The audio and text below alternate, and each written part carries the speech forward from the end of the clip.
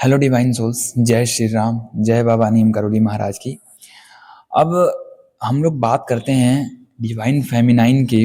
जो married life होती है उसके अंदर जो कार्मिक मैरिज होती है, खासकर जो कार्मिक मैरिड होते हैं उन लोगों के जीवन में किस तरीके से प्रॉब्लम फेस करनी पड़ती है। जैसे मान लीजिए कि उनके जीवन में एक पर्सन आता है, फिर उनकी जो अवेकनिंग जर्नी होती है वो शुरू हो जाती है, प्रॉपर स्पिरिचुअल जर्नी शुरू हो जाती है।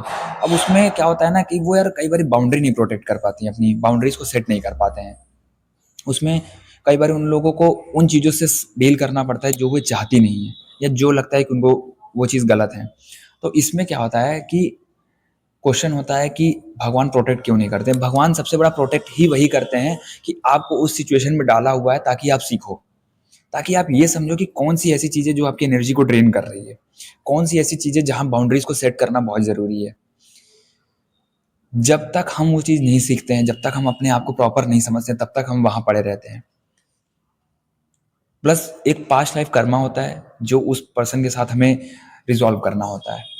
अब वो रिजॉल्व इसी वे में होता है, बहुत ज़्यादा नेगेटिव, क्योंकि उससे हम इवॉल्व हो रहे होते हैं, स्पिरिचुअली ग्रो कर रहे होते हैं, अपने आप को प्रोटेक्ट करना समझते हैं। इसीलिए जैसे मान लीजिए कि कोई डिवाइन फेमिनाइन है हमारी, उनको कुछ चीज़ पसंद नहीं है।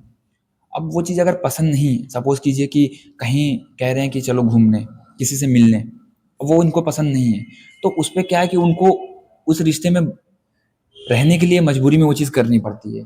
उनकी सोल चाहती नहीं है, लेकिन उनको एक अंदर से गिल्ट भी रहता है कि यार मुझे ये नहीं करना था, मुझे यहाँ नहीं जाना था, फिर भी वो चीज़ हो जाती है। तो उसका रीज़न यही है कि भक्ति और नाम जब से और ज़्यादा जुड़ने की ज़रूरत है, और उस मोमेंट पे आपको प्रार्थना की बहुत ज़रूरत है। आप प्रार्थना कीजिए, क्योंकि प्रार्थना करने का मतलब पता है क्या है, आप अपनी चीज़ों को समझ रहे हैं। इसका मतलब आप ये समझ रहे हैं कि हाँ, मैं ये चीज़ पकड़ रही हूँ। आप अपने आप को अच्छे से पकड़ना समझ लेते हैं, और वहीं से आपका जो गेम है वो शुरू हो जाता है। वहीं से आप फिर प्रोटेक्शन भी लगाना शुरू कर देते हो, अपनी बाउंड्रीज को सेट करना सीख लेते हो, अपने आप को प्रोटेक्ट करना सीख लेते हो। तो जो भी डिवाइन फेमिनाइन है ऐसा होता है। अब देखिए, कुछ कर्मा है तो वहाँ आपको रहना पड़ेगा।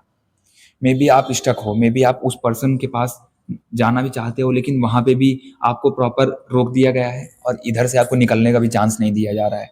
इसमें आप बहुत ज़्यादा स्टक हो जाते हो। तो वो स्टक एनर्जी जो है ना, वो हमें रिडायरेक्ट करने के लिए मिलती है, वो हमें बदलने के लिए मिलती है, हमें ट्रांसफॉर्म करने के लिए मिलती है, ना कि स्टक रहने के लिए मिलती है। जब जब हम स्टक फील करते हैं तब तब हम एक रिडायरेक्शन की तरफ बढ़ते हैं।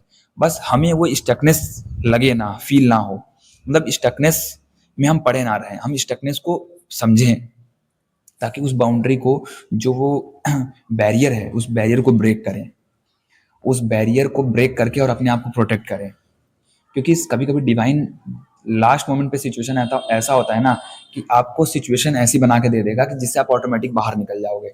लेकिन उससे पहले जो लेसन है ना, वो लेसन सीखना जरूरी है। वो लेसन ही आपको आपके न्यू लेवल पे लेकर जाएगा। वो लेसन ही आपको अगले पड़ाव के लिए तैयार करेगा। इसीलिए जो भी ऐसे सिचुएशन में हैं वो घबराए नहीं, प्रॉपर डिवाइन को सरेंडर कर दें, अपनी लाइफ को सरेंडर करें और अपनी चीज़ों को फेस करें, समझें क्या ज़रूरत है, क्या करने की ज़रूरत है उस करंट मोमेंट पे। जय श्री राम, जय बाबा नीम करोली महाराज की।